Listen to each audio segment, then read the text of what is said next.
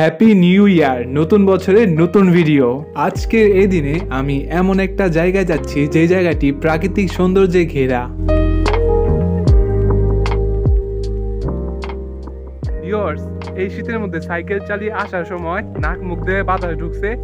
এই মাস্কটা না পরার কারণে এখন এই মাস্কটা পরে নিব, লাগতেছে না ডাকাতের মতো। চলেন এখান দিয়ে চলবো।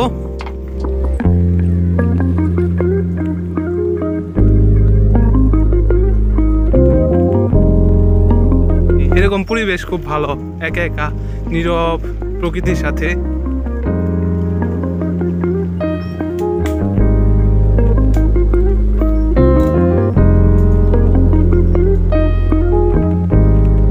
একটা ল্যাজ ঝুলা পাখি দেখলাম, মানে ঠিক মতো উঠতে পারে না, কিন্তু ল্যাজটা অনেক বড়, টেমাইতে টেমাইতে যায়, ওটাকে ল্যাজ ঝুলা পাখি। এখানে অনেক রকম পাখি আছে, নানান রকম পাখি, যেগুলো নাকি সবসময় সচরাচর দেখা যায় না।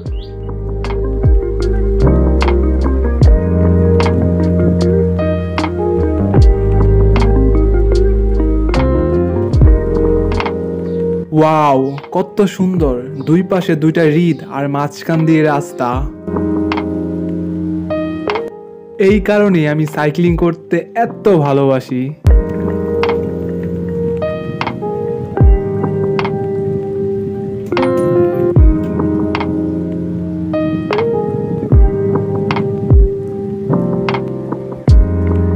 ইস, ভাগ্যিস আমার কাছে যদি একটা গ্রন্থ থাকতো।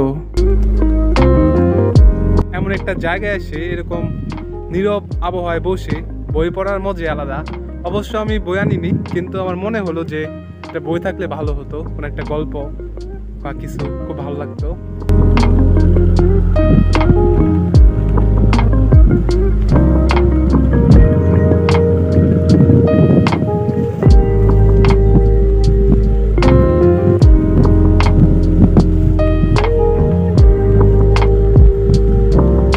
নীরবতা, একদম শান্তি, যেটা বলে শান্তি।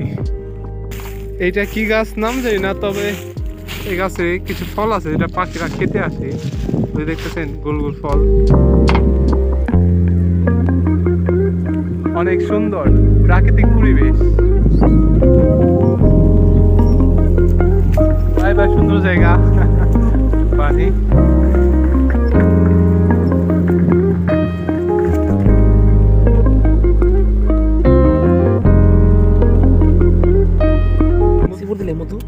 সাদা ডিচি পড়তে দিলে মধু ফুটা ফুটা পড়ে। হ্যাঁ, আর যেটা লাল এটাই মনকে লাল ঠেলা আছে, মধুর আছে না, বাত্তি মধু করা। যেহেতু এইখানটা পুরোটাই জঙ্গল, তো এখানে অনেক সময় অনেক মৌমাছিরা বাসা হতে, তো অনেকে এখানকার লোকাল যে আশেপাশে দূরের গ্রামে যে মানুষগুলো আছে তারা আসে এবং মধু সংগ্রহ করে। এখানে মধু খুঁজে যে থাকেনি, থাকলে তারা মধু সংগ্রহ করে নেয়। এই মধু নিল, তারা কিছুদিন আগে দেখে গিয়েছিল যে এখানে মৌমাছির চাক, তো আজকে আইসে তারা কাইটে নিয়ে গেল। প্রায় 3 পার মতো মধু হবে।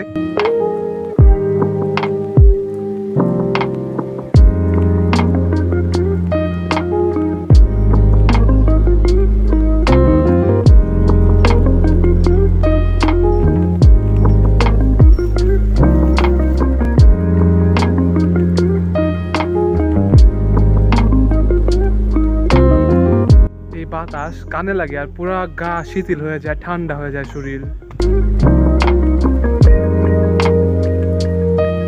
টোটালি বলতে পারেন এটা একটি জঙ্গল।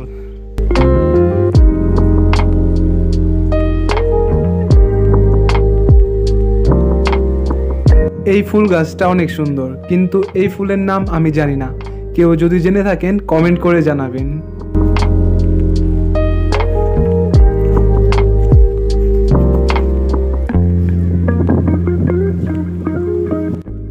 দূরে মনে একটা পাখির বাসা দেখতে পাচ্ছি। যাইতে হলে জঙ্গলটি পার করতে হবে, চলেন যাই।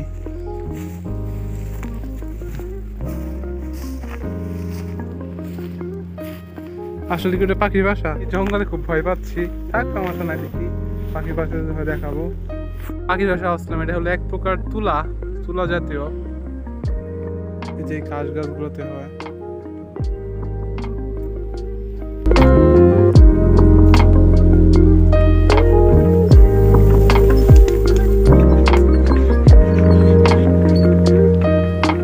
একবার দেখুন কত সুন্দর করে এই হালিগুলা রাখা হয়েছে। এগুলো সব ধানের হালি, এগুলো ছোট অবস্থা, এগুলোর থেকে পরবর্তীতে ধান হয়, এখান থেকে নিয়ে নিয়ে রোপণ করা হয়। ওয়াও, জাস্ট ওয়াও, চোখ জুড়িয়ে যায়।